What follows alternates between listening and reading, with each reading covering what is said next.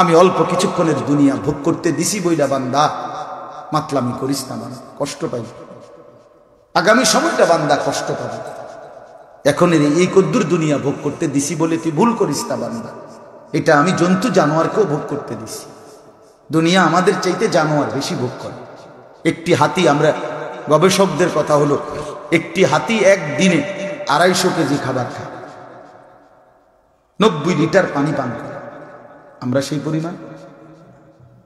একটি তিমি, সাগরের যে তিমি, এই তিমি 200 জন সামর্থ্যবান পুরুষ যে পরিমাণ খাবার খায়, এক লোকমায় একটি তিমি ওই পরিমাণ খাবার। এটা বিজ্ঞানীদের কথা। আমি নিজ চোখে দেখছি চিড়িয়াখানায়, আমার চোখে দেখছি, আমি বাঘেরে এক বেলা গোশত দিছে। আমি বললাম কয় কেজি? যে হুজুর প্রতি বেলা বাঘকে, একটি বাঘকে 20 থেকে 22 কেজি গরুর গোশত দেওয়া। তো আপনি 20-22 কেজি গরুর গোশত রাইন্দা দিলে একবারে খাইতে পারবে? তো বলেন দুনিয়া আমরা কি ভোগ করছি? মানে আহামরি কি ভোগ করে ফেললাম? জন্তু জানোয়ার তো আমাদের চাইতে দুনিয়া বেশি ভোগ করে না? একজন বড় লোকের বাড়ি যদি 40 শতক আলা হয়, সুন্দরবনের রয়্যাল বেঙ্গল টাইগারের বাড়িটা কদ্দুর লইয়া, যমুনা নদীর পদ্মার ইলিশ তে কদ্দু জায়গা লইয়া দৌড়ায়, তো কি কি বড়াইটা কি, অহংকারটা কি? দীর্ঘ হায়াত তো জন্তু জানোয়ারের বেশি। আমাদের 60-50-65 এর মধ্যে চলে যায়, এর আগেই তো অসংখ্য মানুষ চলে যায়। এই জন্য ভাইয়া দুনিয়া খুব লম্বা, আমরা ভোগ করি না। তো আল্লাহ তাআলা বলেন এই হায়াতের এই সামান্য সময়ে যদি বান্দা আমার নাফরমানি করো, তো প্রথম কষ্ট শুরু হবে জান কবজের সময়, এরপরে সামনে প্রথম মৃত্যুর যন্ত্রণা, রুহু কবজের যন্ত্রণা, সেটাই হবে বড় ভয়ানক। এটা এখানে বলছেন কাল্লা ইদা বালাগাতিত তারাকি। আল্লাহ তাআলা বলে সাবধান বান্দা, প্রত্যেকটি নাফরমান পাপীর মৃত্যুর সময় মালাকুল মউত আজরাইল যখন আসবে জান কবজের জন্য, তখন তার রুহুটা কণ্ঠনালীর মধ্যে আটকায় যাবে। এটার ব্যাখ্যা দিছে নবীজি হাদিসে। প্রত্যেক নাফরমান পাপী আল্লাহর অবাধ্য, তার মৃত্যুর সময় আজরাইল আয়েশা তারে ডাক দিয়ে বলবে আইয়াতুহান নাফসুল খাবিসা, হে খবিশ আত্মা, উখরুজি, বের হও, বের হও নাফরমান। এই রুহুটাকে ডাক দিবে। তখন আল্লাহর নবী সাল্লাল্লাহু আলাইহি সাল্লাম বলেন ওই নাফরমানের রুহু বাহির হতে চাইবে না। তখন মালাকুল মউত আজরাইল কলিজা থেকে তার রুহুটা ধইরা একটা টান দিয়া ছিঁড়া ফেলে, হাদিসে একটা টান দিয়া ছিঁড়ে ফেলে। এই ছিঁড়ে ফেললেই রুহুটা আইসা এই গলার কণ্ঠনালী শেষ, এখানে আইসা তারাকি শব্দের অর্থই কণ্ঠনালী, কণ্ঠনালীটা আটকায় যায়। সূরা ওয়াকিয়ার মধ্যে এই কথা আছে, ফালাউলা ইযা বালাগাতিল হুলকুম। এই হুলকুম মানে এইটাও একই অর্থ। আল্লাহ বলে নাফরমানের রুহুটা যখন কণ্ঠনালীতে এসে পৌঁছে যায়, ওয়া আনতুম হিনা ইদিন তানদুরুন, তোমরা তো তখন দেখতেছো সে কি পরিমাণ যন্ত্রণায় ছটফট করতেছে। তো আল্লাহ এখানে বলছে বেড়া হইলে তার রুহুটা ফিরায় নাও। মাব্বর তারজিউনাহা, ফিরাও, এই বেঈমান ফিরা তার রুহুটা ফিরাও। আল্লাহ ডাক দেন তারজিউনাহা ইন কুনতুম সাদিকিন, ফিরায় আনো তার রুহু। তার তো কলজা ছিঁড়ে যাইতেছে, তার তো রুহু ছিঁড়া ফেলছে আজরাইল, ধরে আনো এটা। তো আল্লাহ নবী সাল্লাল্লাহু আলাইহি সাল্লাম বলেন এই রুহুটা যখন কণ্ঠনালীর মধ্যে আটকায় যাবে, তখন মালাকুল মউত আজরাইল টাইনা ধইরা সিরা টুকরা কইরা হেসরায়া টেনে হিচড়ে ওই বেঈমান নাফরমানের রুহুটা গলার থেকে টেনে বের করবে। অকিলা মান রাক, আর আশেপাশের মানুষ তখন বলবে হায়, এখন তাকে ফু দিবে কে, এখন তাকে ঝাড়ফুঁক করবে কে? এই কই আছো তোমরা? ওজা ডাকো, বৈদ্য ডাকো, কবিরাজ ডাকো, ডাক্তার আনো, অ্যাম্বুলেন্স আনো। ওয়াযান্না আন্নাহুল ফিরাক। আল্লাহ বলে কিন্তু নাফরমান বুঝে ফেলছে সে আর এই পৃথিবীতে থাকবে না। সে তো বুঝে ফেলছে ফেরাক, তাকে এই দুনিয়া থেকে বিচ্ছিন্ন হতেই হবে। ডাকাডাকি করে আর লাভ নাই, অ্যাম্বুলেন্স আইনা আর লাভ নাই, ডাক্তার কবিরাজ আইনা আর লাভ। হ্যাঁ, ওই যে প্রতিদিন দেখবেন যদি কলজা নরম না হয় যুবক, কোন হসপিটালের আইসিইউর সামনে 2-4-5 ঘন্টা দাঁড়াইও দেখো প্রতি আধা ঘন্টা 1 ঘন্টার ভিতরে বড় হসপিটালের আইসিইউর রুম থেকে কি পরিমাণ লাশ বাইরে। আইসিইউর রুমে ঢুকাইলেই তখন আত্মীয় স্বজনের কলজাটার মধ্যে কাঁদা শুরু হয়, বুঝে যে আর ফিরে আসার সম্ভাবনা কম, ফিরে আসার সম্ভাবনা কম। এজন্য আল্লাহ তাআলা বলেন ওয়ালতাফাতিস সাকু বিসাক, ভয়ে আতঙ্কে নাফরমান পাপী আল্লাহ বলছে যে তখন এই মৃত্যুর সময় এই যে 2 পায়ের গোড়ালি, আমরা যেটা জুতা পরি গোড়ালি পায়ের গোসা, এই 2টা গোসা যে একসাথে পড়ে আছে পাউডার যেমনি, আল্লাহ তাআলা বলে এটা মিলাইয়া যে পড়ে রইছে যেমনি, এটা যে কতদূর নাড়াবে, এটা কতদূর এদিক সেদিক করবে, আল্লাহ তাআলা বলে নাফরমান বেঈমান ভয়ে আর আতঙ্কে 2টা পায়ের গোড়ালি পর্যন্ত নাড়াইবার ক্ষমতা থাকবে না, এটা মিলাইয়া পড়েই থাকবে। ইলা রাব্বিকা ইয়াওমা ইদিনিল মাসাক, এই অবস্থাতেই নাফরমান আল্লাহর কাছে ফিরতে হবে। এবার বন্ধু আমার কথা শেষ করে দিচ্ছি বন্ধু, এবার শোনো বন্ধু, ভাই আমার, দোস্ত আমার, নওজোয়ান সাথী আমার, আল্লাহ বলে বান্দা শুনলা, নাফরমান পাপীর মৃত্যুটা হবে বড় কষ্টদায়ক, তার রূহটা আজরাইল টাইনা হেসরাইয়া ছিঁড়া বাহির করবে।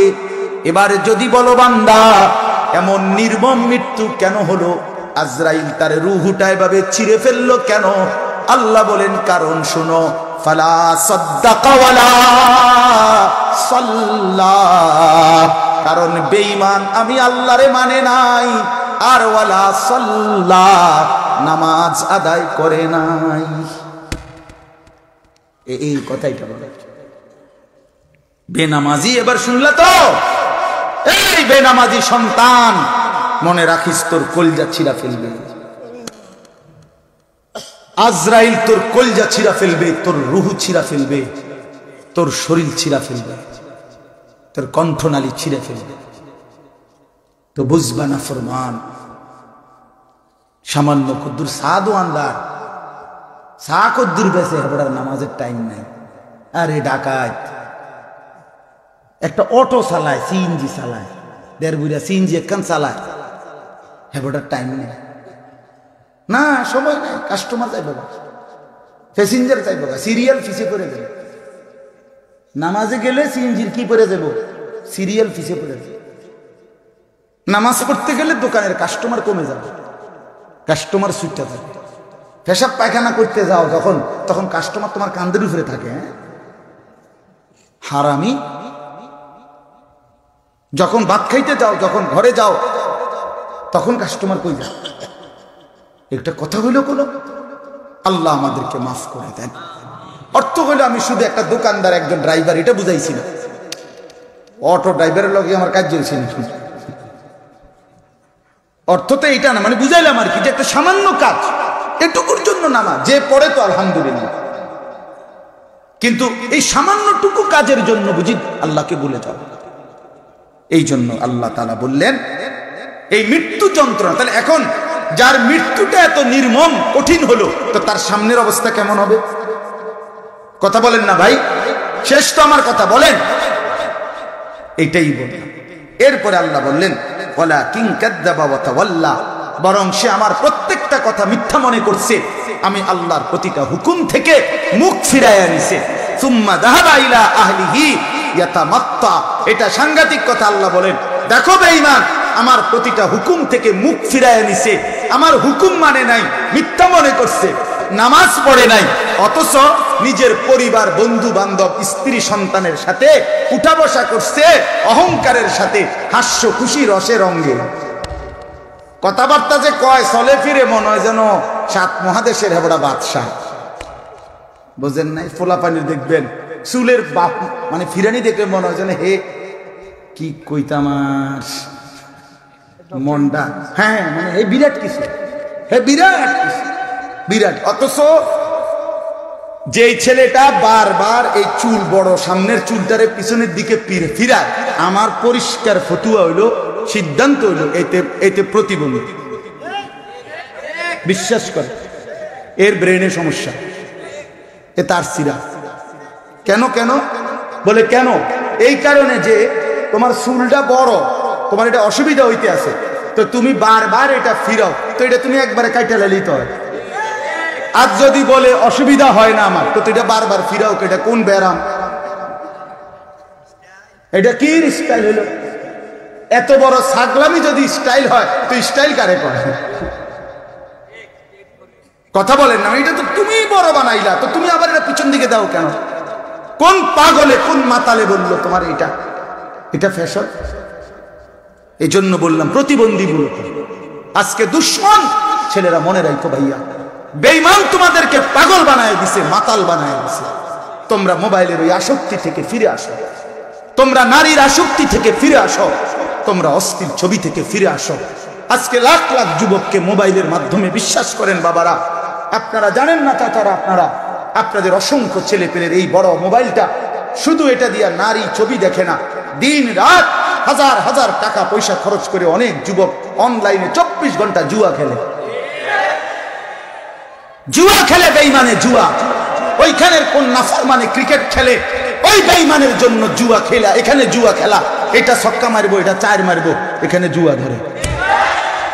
কত বড় নাফরমান বেওকুফ তুই! কোন বেঈমানের জন্য তুই তোর জীবন শেষ করলি, টাকাগুলো শেষ করলি? কি রে বেটা জুয়ারি! এই পৃথিবীতে কোনো মদখোর জুয়াখোর রে মানুষ ভালোবাসে কোনোদিন? জুয়া খেলে, জুয়া রাত দিন জুয়া, অনলাইনে জুয়া খেলে। হ্যাঁ, এখন আর ডাইরেক্ট জুয়া নাই, মোবাইলের জুয়া। আমরা জানি, আমরা তো সিরিয়া খাইয়া বড় হইছি না, দুনিয়ার খবর তো রাখি। শেষ কথা হইল, আল্লাহ বলেন, এই শেষ কথাটা শুনেন, আউলা লাকা ফাআউলা সুম্মা আউলা লাকা ফাআউলা।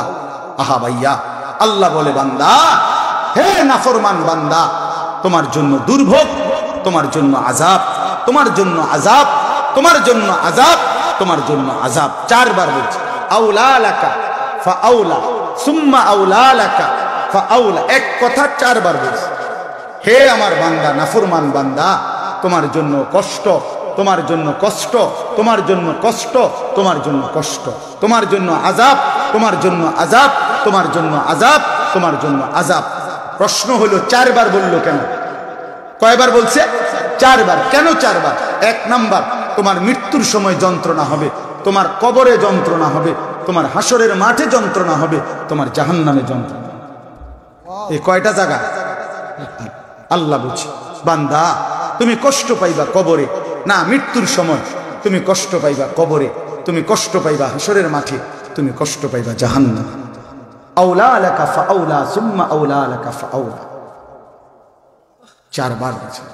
এই জন্য আমি হাত জোর করে বলি, ছেলেরা আমার বাপ, যদি সময় থাকতো তো প্রত্যেকের কাছে গিয়ে বলতাম, আমার আরেকটা বয়ান আছে, আমার কষ্ট দেওয়া যেত না, দেরি করানো যাবে না।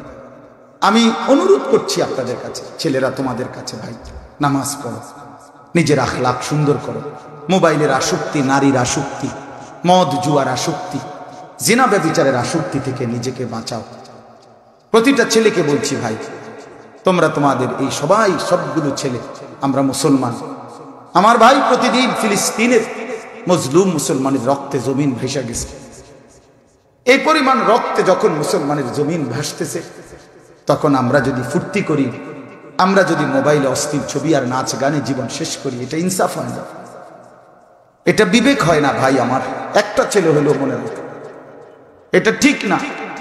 এত মুসলমান রক্ত দিচ্ছে, প্রতিদিন শহীদ হচ্ছে, সেখানে আমাদের যদি এমন হয়, কেমন হয়? কেমন হয়? এই জন্য আমি অনুরোধ করলাম, তোমরা নিয়ত করো ইনশাআল্লাহ যে আগামীকাল থেকেই তোমরা নামাজ পড়বা। না না, বয়স্ক একজন লোক হাত তুলবেন না, নওজোয়ান তোমরা হাত তুলে, মুরব্বীরা হাত তুললেন না, বয়স্ক লোক তুললেন না হাত, নওজোয়ান সাথী তোমরা তোলো। মাশাআল্লাহ, দেখছেন কি পরিমাণ